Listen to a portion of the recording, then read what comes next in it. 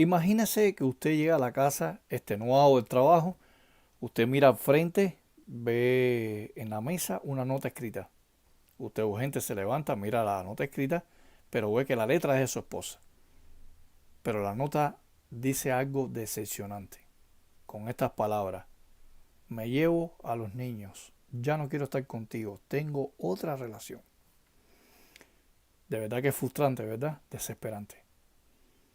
Pudiera ser también el caso de que alguien lo acuse a usted de robo, adulterio, fornicación, busca dos testigos falsos sin poder defenderse delante de un cuerpo anciano. ¿Cómo actuaría usted ante esa situación? También pudiera suceder que usted esté con su familia disfrutando de un esparcimiento dentro de su casa, tocan la puerta bruscamente y cuando usted abre la puerta es su mejor amigo. Y ese amigo lo está delatando a usted delante de la policía. A usted lo llevan preso. Tiempo de proscripción. Pudiera pasar también que un anciano, un superintendente, alguna hermana dentro de la congregación tienen cierta inclinación amorosa, estando este hermano casado o esta hermana casada, empieza a coquetear, tratar de subvertirle la fe a él. Él se niega rotundamente, pero ella empieza a calumniarlo, a chismear y empieza a acusarlo de un intento de violación. Y esta persona pierde los privilegios. ¿Cómo actuaría usted? Bueno, estos ejemplos han sucedido dentro de la congregación, dentro de la fe cristiana. Hay injusticias que la Biblia habla en el Antiguo Testamento y en el Nuevo Testamento. Y en la actualidad ha pasado cierta injusticia dentro de la congregación que con el tiempo los hermanos han tenido que sufrir, esperar en Jehová y esperar la respuesta de Jehová en cuanto a esa situación. Sin embargo, ¿quién de nosotros no ha sufrido algún tipo de injusticia, hermanos, fuera o dentro de la congregación, con nuestra familia, con compañeros de trabajo, amigos en la escuela, en el caso de los jóvenes? Y aunque algunas injusticias sean muy duras, la pregunta es la siguiente que deberíamos hacernos cada uno de nosotros, que somos testigos de Jehová y que estamos enfrentando a este mundo injusto. ¿Dejaríamos nosotros, la congregación, la predicación, la oración,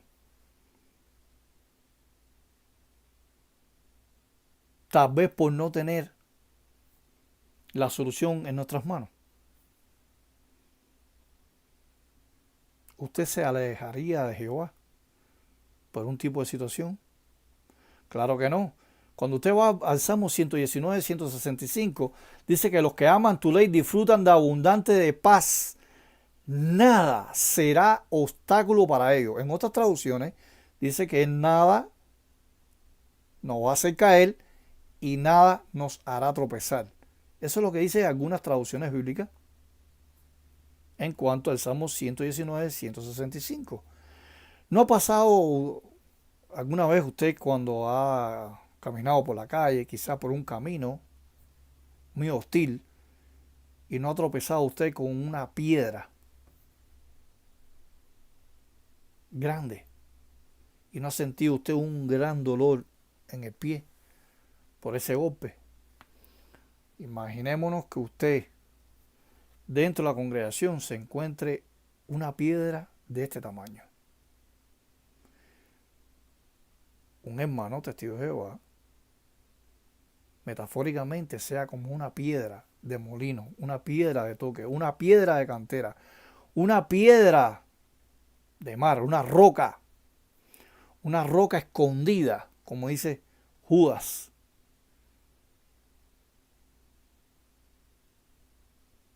Rocas escondidas que están debajo del agua. Imagínese que usted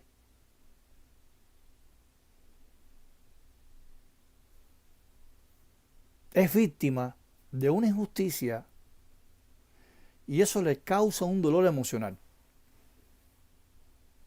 También nos puede causar un daño espiritual. Y muchos de algunos de los hermanos, testigos de Jehová, han abandonado el pueblo de Dios, han abandonado la congregación cristiana por piedras de tropiezo. Supuestamente piedras de tropiezo. Pero ¿qué dice el Salmo? ¿Cuál es el antídoto a esta situación? Salmo 119, 165.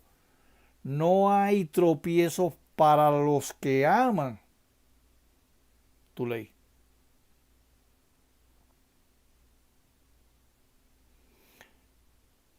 Va a haber ocasiones, hermanos, en las que no se satisfaga dicho sentido o dicho arreglo, ¿no? Cuando padecemos injusticia. Entonces, ¿cómo podemos entonces afrontar la injusticia? ¿De qué manera? ¿Cómo deberíamos proceder si creemos que se nos ha tratado injustamente? ¿Haríamos bien en analizar el asunto de manera objetiva, de manera positiva, teniendo confianza en Jehová, teniendo la fe que Jehová nos va a apoyar?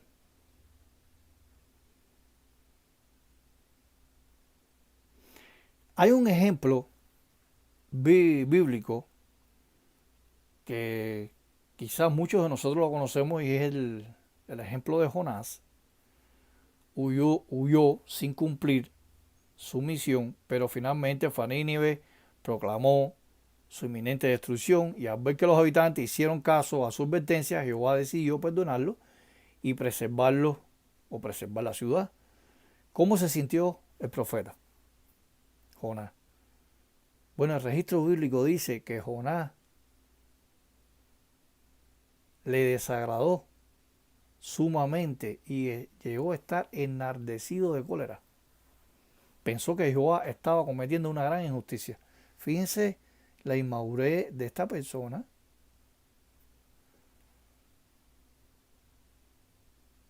Cuando realmente Jehová sabe los asuntos. Jehová es el que mueve los asuntos. Cuando sucede este tipo de injusticia. La injusticia, si no la enfrentamos, hermanos, de una manera positiva, no podrá arrastrar a nosotros, nos podrá arrastrar a la apostasía, como ha sucedido en algunos casos. Si albergamos resentimiento en nuestro corazón, odio,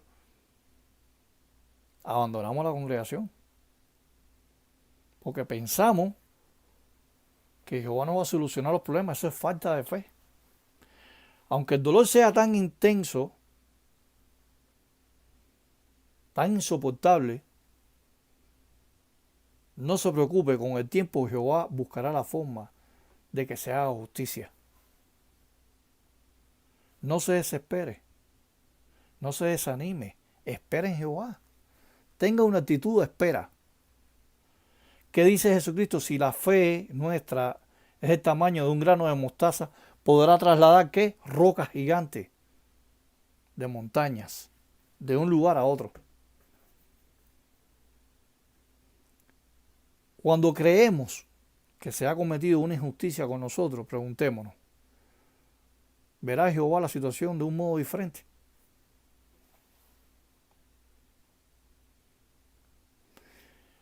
Otro ejemplo de injusticia, y este ejemplo es un ejemplo muy fuerte, pero está registrado en la Biblia. Naboc, dice la Biblia, que Jezabel, la esposa del rey Acab, hizo un plan atroz. El rey se encaprichó con comprar el terreno de Nabot que había heredado y que estaba junto al palacio, pero Jehová había prohibido a los israelitas vender la perpetuidad de la herencia de los familiares, pero Nabot rechazó la oferta del rey. Imagínate, Jezabel había matado 200 profetas, eran inicuos, ¿Qué clase de situación tan delicada la de Naú? Bueno, Jezabel buscó testigos falsos que acusaran a Naú de blasfemia contra Dios y contra el rey. Pudiera pasar lo mismo en una congregación, que algún hermano, por despecho, por envidia, por animosidad contra usted, busque testigos falsos y lo acusen a usted de blasfemia contra el cuerpo anciano o hasta contra Jehová, de apostasía. Imagínese usted en qué clase de situación. Bueno, en consecuencia, el registro bíblico dice que Naú y sus hijos fueron ejecutados.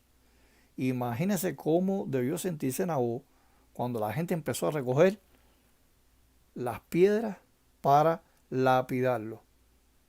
Imagínese el dolor tan grande que causa una piedra cuando golpea en la cabeza o en cualquier parte del miembro del cuerpo.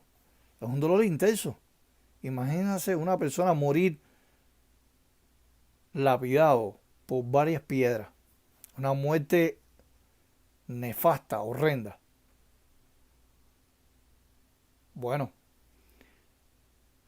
como el ejemplo de Naú nos puede servir de ver la situación desde un punto de vista de Jehová. O sea, nosotros sabemos que Jehová va a resucitar a Naú entre los muertos. Naú debe esperar el tiempo en que Jehová lo traiga de nuevo y a la vida, y puesto que los muertos están inconscientes, y ahí en el nuevo mundo se le explicará realmente cuál fue la situación y por qué realmente Jehová no hizo nada. Además, Jehová vengó a Naú cuando juzgó a Acab y a su casa. Entonces, ¿por qué permite Jehová la injusticia? Es una pregunta que se hacen mucho las personas cuando nosotros le predicamos de casa en casa. ¿Por qué Jehová permite el sufrimiento? ¿Por qué Jehová permite la injusticia? ¿O por qué Jehová puede permitir una injusticia dentro de la congregación? Jehová tal vez tenga razones para no corregir cierta situación.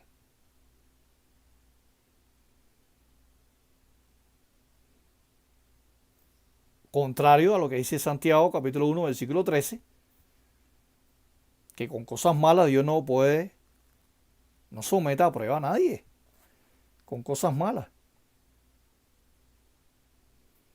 Tal vez decía no intervenir en determinada situación, aunque sin dejar de sustentar a quien esté dispuesto a aprender de la prueba. ¿Qué dice la Biblia? Después de ustedes hayan sufrido por un poco de tiempo, el Dios de toda bondad y merecida terminará él mismo el entrenamiento de ustedes y él los hará firmes y él los hará fuertes. Voy a poner un ejemplo. Han habido casos de injusticia dentro de la congregación, que es un cuerpo anciano, sin tener todas las pruebas seguras, ha descalificado a una persona X, cualquier privilegio ministerial, anciano, precursor, y con el tiempo ha salido a la luz quien cometió la injusticia fue el cuerpo anciano y se ha removido el cuerpo anciano completamente. También ha pasado el caso de que ciertos determinados hermanos han acusado al cuerpo anciano o a un anciano superintendente determinado de estafador, de robo, de inmoralidad sexual, de adulterio, fornicación. La persona perdió los privilegios. Con el tiempo se han dado cuenta de la calumnia, la difamación de esa persona contra un superintendente y al superintendente le han devuelto los privilegios. Al cabo de los años, han pasado años y Jehová En ese momento no determinó hacer justicia. El tiempo es el mayor testigo de todo. El tiempo te dice quién eres tú. El tiempo te dice quién es la persona, qué hay en el corazón de la persona.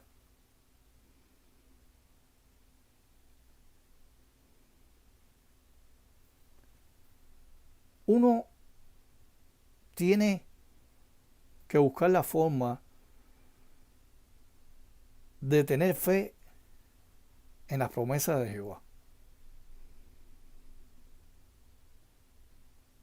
Por supuesto, no todos los que practican la injusticia se arrepentirán. Hay gente que hace injusticia y no se van a arrepentir. No se van a arrepentir. Coré, Abirán, Datán, calumniaron al caudillo Moisés. No se arrepintieron. ¿Cuál fue su final? Destrucción. Ahí está el ejemplo de Alejandro, el candelero. Diótrefe. Himeneo. Personas que apostataron de la fe, no se arrepintieron, hicieron injusticia dentro de la congregación y el final es destrucción eterna, condición de Gehenna, símbolo de destrucción completa. ¿Qué pasaría si usted dentro de la congregación pueda recibir una injusticia de parte de alguien?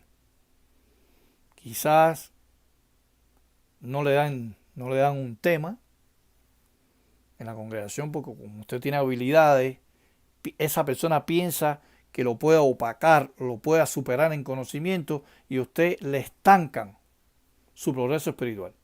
¿Qué pasaría si usted es ministerial y quiere ser superintendente, o si es superintendente quiere ser siervo del circuito, pero sin embargo usted que le ven, le hacen obstáculos? Y usted es una persona buena, usted es una persona que predica, usted es una persona que hace las cosas de Jehová, pero hay una piedra de tropiezo en el medio de su camino que no lo deja pasar. No se ponga a luchar contra la piedra, porque si usted se pone a luchar contra la piedra, usted golpea la piedra, trate de golpear la piedra severamente para que usted vea se va a dañar los nudillos de la mano. No intente. La justicia de Dios es como una hoja de un árbol que cae en una corriente de un río y esa hoja va fluyendo por la corriente del río y va a llegar a un momento donde hay rocas.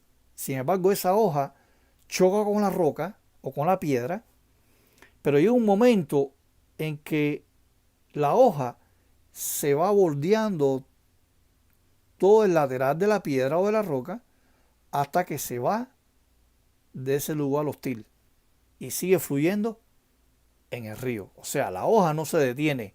La misma corriente del agua la saca de ese lugar hostil, que son las piedras.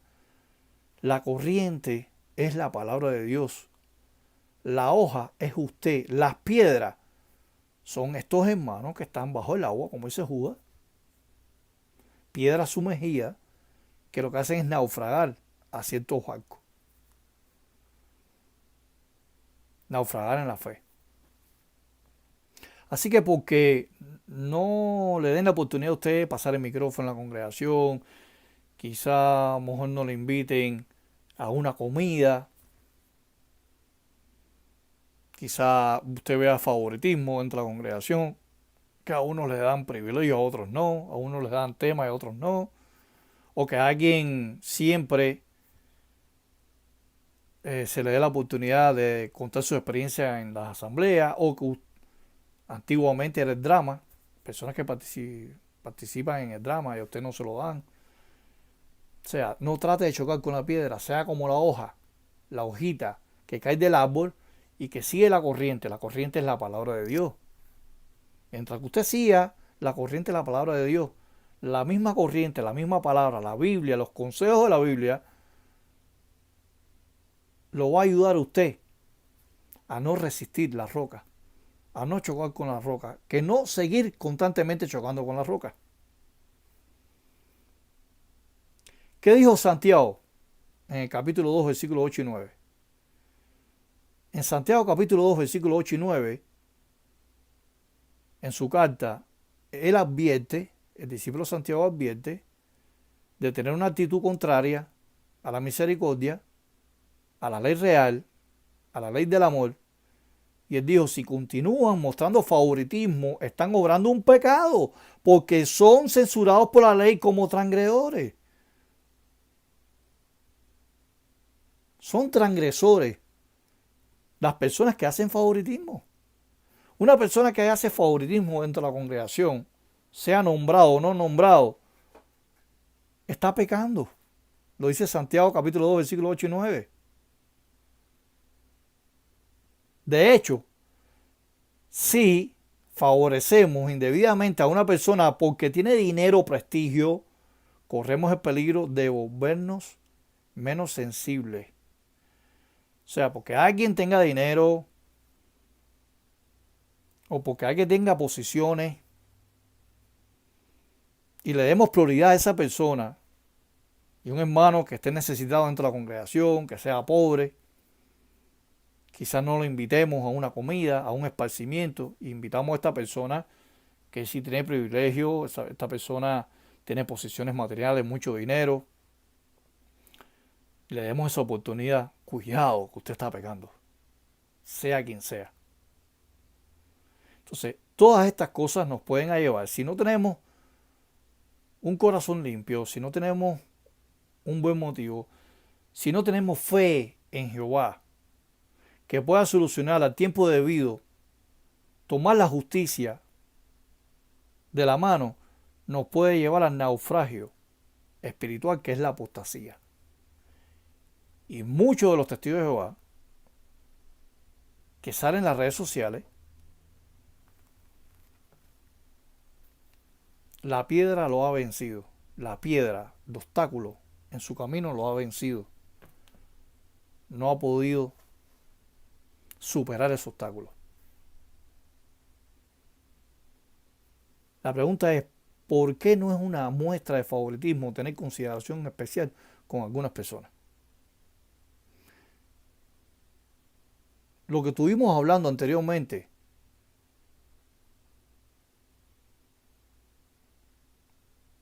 que no se puede tener una consideración especial con alguien.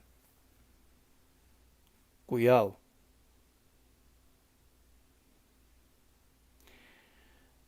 Hay un ejemplo de la Biblia que es Epafrodito. Había desempeñado su servicio fielmente y por ello merecía que lo trataran con mucha consideración. Si usted va a Timoteo, capítulo 5, versículo 17, leemos que los ancianos que presiden excelentemente sean tenidos por dignos de doble honra, especialmente los que trabajan duro en hablar y enseñar. El verdadero superintendente es la persona que se preocupa por los hermanos. El hermano tal no fue a la reunión. Voy a llamarlo por teléfono. Si no contesta el teléfono, voy a su casa.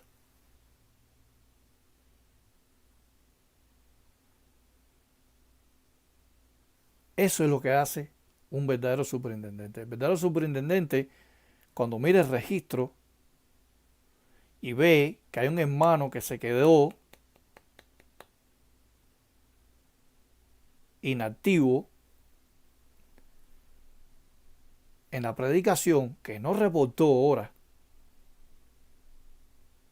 ¿qué debe hacer un buen superintendente? Hacer un arreglo de salida. También puede utilizar a su esposa, si en caso de una hermana, a invitar a predicar. Reunir a los precursores regulares, precursores auxiliares, precursores especiales. Hacer un arreglo de salida con ese hermano o esa hermana que está deficiente en lo que es la predicación. Eso es lo que hace un verdadero superintendente, que atiende a las ovejas. Como dice Juan capítulo 10, pastor excelente, conoce las ovejas y las ovejas escuchan su voz. Imagínese un superintendente que sea una piedra de toque, una piedra de cantera, una piedra de río, maltrata a los hermanos, siempre busca faltas en las personas, no deja progresar a las personas, no deja crecer las plantas, es como una planta que crece y la corta, y vuelve a crecer la planta y la vuelve a cortar. No una persona que busque fama, prominencia dentro de la congregación, que sea un tirano, que sea un vaquero. ¿Qué hace un vaquero? Un vaquero lo que hace es, cuando sale el novillo, le tira un lazo, lo tira, él se tira del caballo, lo vira patas arriba y las cuatro patas la amarra, ¿no? El superintendente no puede ser un vaquero, es un pastor. El pastor tiene una función y el vaquero tiene otra función. O sea, lo que hace un pastor es ayudar a las ovejas. ¿Y qué hace un vaquero? El vaquero lo que hace es maltratar a los animales. Entonces, recibimos en el pasado alguna disciplina o consejo firme. Seguir mirando atrás el resentimiento no solo es doloroso, sino que puede desmoralizarnos. ¿Y por qué razón? Porque sea que despreciemos, ¿no?, de entrada el consejo, o sea, que nos demos por vencidos después de aceptarlo, el resultado será el mismo, hermano. No dejaremos que nos beneficie y nos refine. Si usted lleva consejo, acepte el consejo. No se ponga en defensa. No se ponga a ripostar a un anciano en la congregación. Vea el consejo de parte de Jehová, no el consejo de parte de un ser humano imperfecto. Escuche que Jehová le está hablando mediante ese hermano. Lo está utilizando. Porque si usted empieza a albergar en su mente, en su corazón, resentimiento, que usted no se merece ningún consejo de una persona imperfecta, que quizás en algún momento determinado usted tuvo un problema con esa persona y usted rechace ese consejo porque realmente usted tiene un problema de personalidad con esa persona. Entonces Jehová no va a mirar bien eso.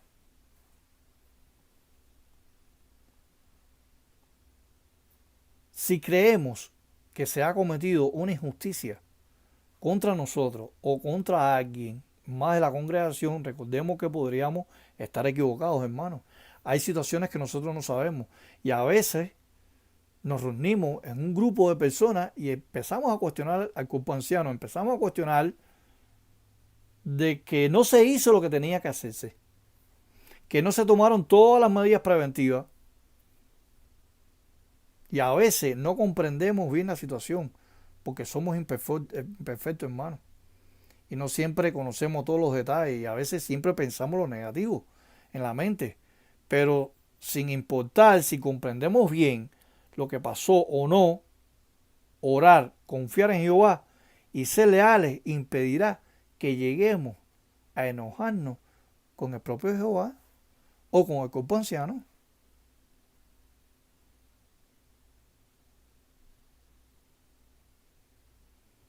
¿Cómo nos ayuda la modestia a enfrentarnos la crítica injusta, hermano? Cuando se nos critica injustamente, hermano, puede ser difícil controlar los sentimientos. Hay un ejemplo que está en la Biblia, que todos lo conocemos, que es Ana. Ana era estéril y aunque su esposo la amaba, lloraba mucho porque tenía ese problema. Peniná se burlaba de ella sin piedad. Y en una ocasión en que Ana oraba en el tabernáculo, el sumo sacerdote Elí, y todos sabemos, empezó a decirle que era una borracha. Fíjense el grado de injusticia que hizo Peniná y Elí en contra de una sierva fiel llamada Ana. Ana era una persona buena, una persona de fe, nunca faltaba al tabernáculo, nunca faltaba al templo. Jehová sabía la preocupación, Jehová sabía la injusticia que le estaba haciendo Peniná y Elí. Sin embargo, a pesar de todo, Ana fue modesta, mantuvo la calma y le respondió con respeto. Tiempo después, hizo una oración conmovedora que encontramos en la Biblia, llena de expresiones de fe, alabanza a Jehová y agradecimiento. Y Jehová le dio la oportunidad de darle un hijo. Pudiera pasar dentro de la congregación, hermano, que alguien nos acusara de algo que no nos hemos hecho. Pudiera ser que algunos determinados hermanos testigos de Jehová se burlen de nosotros. Pero sin embargo, Ana fue modesta. Debemos ser modestos con estas personas. No debemos tomar animosidad, entrar en un conflicto verbal con estas personas. Sabemos que esas personas no están bien espiritualmente. Recuerde que la salvación es individual. La salvación no era colectiva en el tiempo de Israel, que 3 millones de israelitas pasaron a través del Mar Rojo. La salvación es individual. Así que la modestia también nos ayuda a seguir venciendo el mal con el bien. El mundo de Satanás, hermano, está lleno de injusticia. Podamos pasar injusticia en nuestro trabajo, algún jefe, alguien que tenga autoridad nos puede tratar mal verbalmente. Quizás nos quieran remover de nuestro puesto de trabajo sin ninguna razón. Alguien nos grite, quizás alguien nos, al extremo que nos empuje, tratar de provocar nuestros sentimientos y emociones. ¿Qué haría usted? ¿Devolvería usted mal por mal? No, vence el mal con el bien. Pero para eso hay que tener una mente espiritual, para eso hay que tener un corazón limpio, sin resentimiento, sin odio. Para eso hay que tener una actitud cristiana.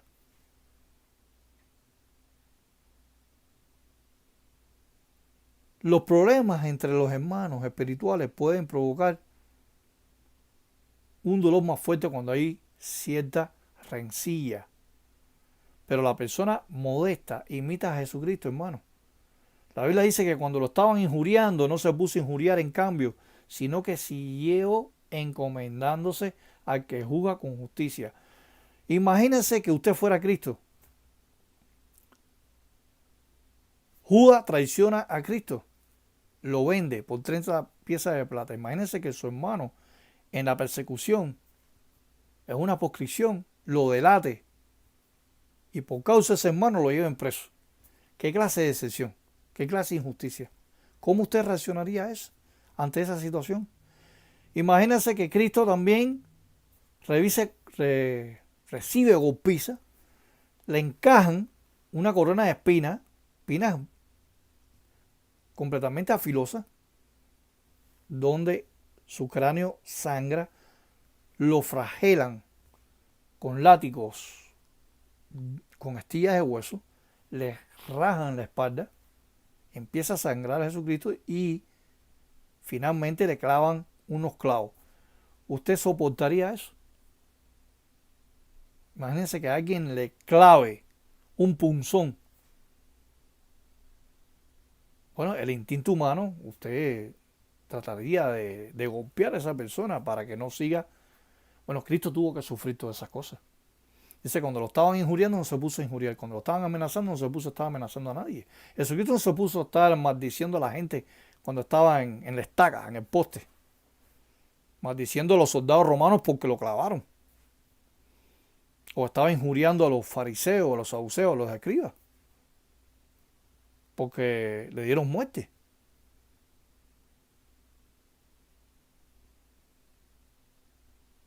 A los cristianos, hermanos, se nos manda a ser humildes como Jesucristo y no pagar injuria por injuria.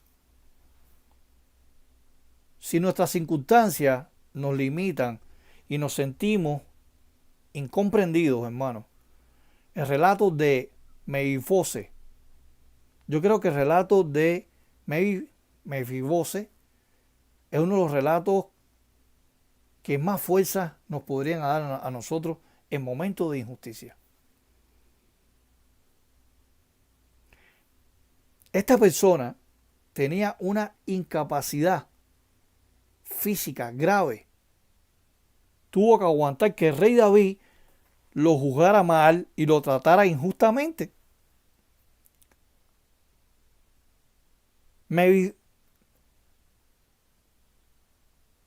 Mefibosé no se había buscado ninguno de estos problemas, pero no lo permitió que lo volvieran negativo. Más bien, valoraba lo bueno que tenía. Así que cuando David lo juzgó mal, Mefibosé vio el cuadro completo, no permitió que el error de David lo amargara, ni culpó a Jehová por lo que David hizo. En muchos casos han habido hermanos que no le han hallado una salida a su injusticia y ¿qué han hecho? Han abandonado la congregación y se han opuesto a la verdad como apóstatas, en oposición contra Jehová y contra la congregación y contra el cuerpo anciano. No permite, hermano, que el error de otro lo amarguen su existencia. Y no culpa a Jehová. Jehová no tiene culpa. Si usted tiene un problema con un hermano, quizás con un anciano, con un ministerial, con un precursor o con cualquier persona dentro de la congregación, si usted deja de asistir a la reunión para no chocar con ese hermano, para no enfrentarse a ese hermano, para no hablarle a ese hermano, usted está perdiendo la fe en Jehová. Usted está siguiendo a hombres, no está siguiendo a Dios. Usted está siguiendo a un grupo de humanos imperfectos que mañana pueden cambiar.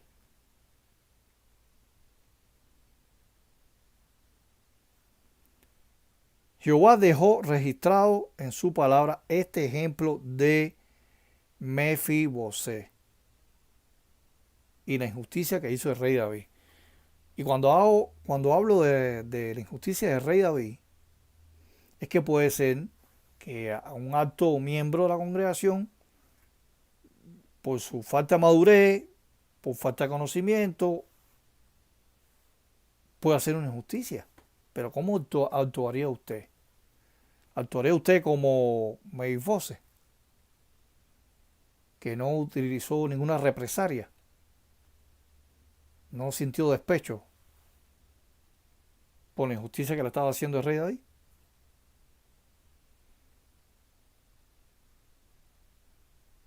Por ejemplo, el ejemplo de Job. Job recibió injusticia.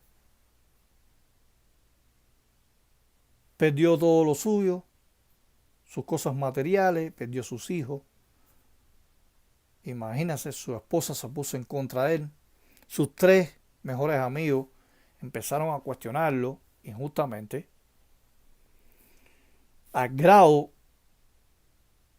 que Job quiso morir. Pero lo que hizo reflexionar a Job fue la fe en Jehová. Y aunque Job estaba pasando por momentos dolorosos de injusticia,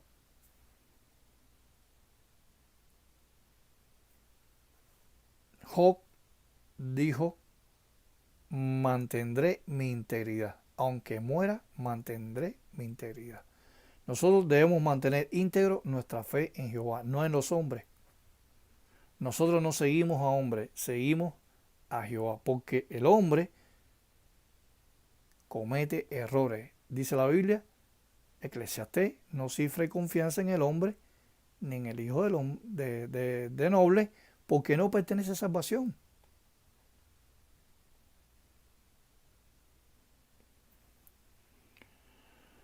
En el transcurso de la historia ha habido siervos fieles de Jehová que se han planteado preguntas parecidas. Por ejemplo, Abacú dijo en una oración a Dios, ¿por qué me haces ver tanta injusticia y tú aceptas el espectáculo de la opresión?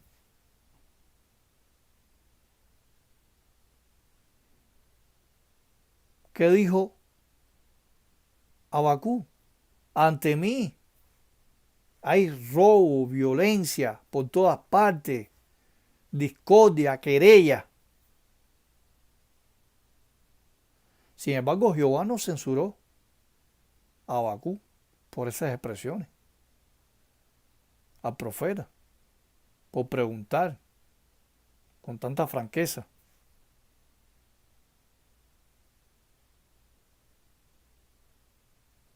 Por eso es que cuando alguien se sienta despechado en la congregación, se sienta mal por alguna injusticia, no podemos estar censurando a los hermanos, porque el hermano está haciendo alguna pregunta o cuestionando. Trate de llegar al corazón de esa persona. Trate de hacer un juicio justo. La injusticia cometida por nuestros hermanos también puede hacernos tropezar. Y, y hay que tener mucho cuidado con eso. Hay que tener mucho cuidado que alguien dentro de la congregación nos pueda amargar,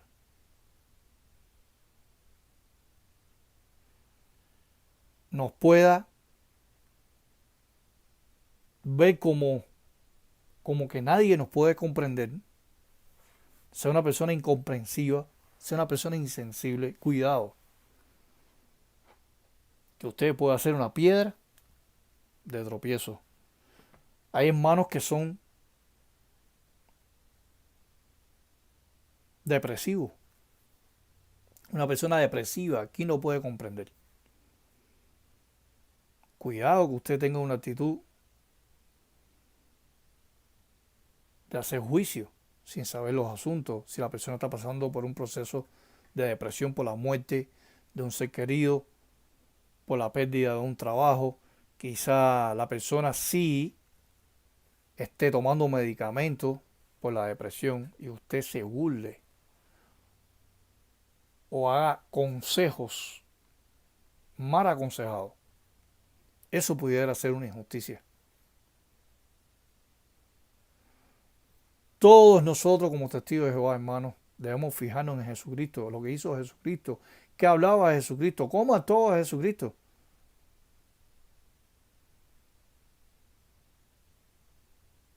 Tener la mente de Cristo. Y tener la mente de Cristo lleva mucho esfuerzo. Mucho esfuerzo. Ahora, ¿cómo es posible que usted aguante una injusticia por parte de gobiernos políticos? Pasen cancelamiento, tortura, golpes, hambre, sed, y usted aguanta esa prueba, y después usted no puede aguantar una injusticia que se le haga dentro de la congregación y usted se vuelve inactivo, se muda a otra congregación huyendo del problema de la congregación. Usted no va a solucionar el problema de esa manera. Usted tiene que enfrentar la situación con optimismo, con fe, confianza en Jehová.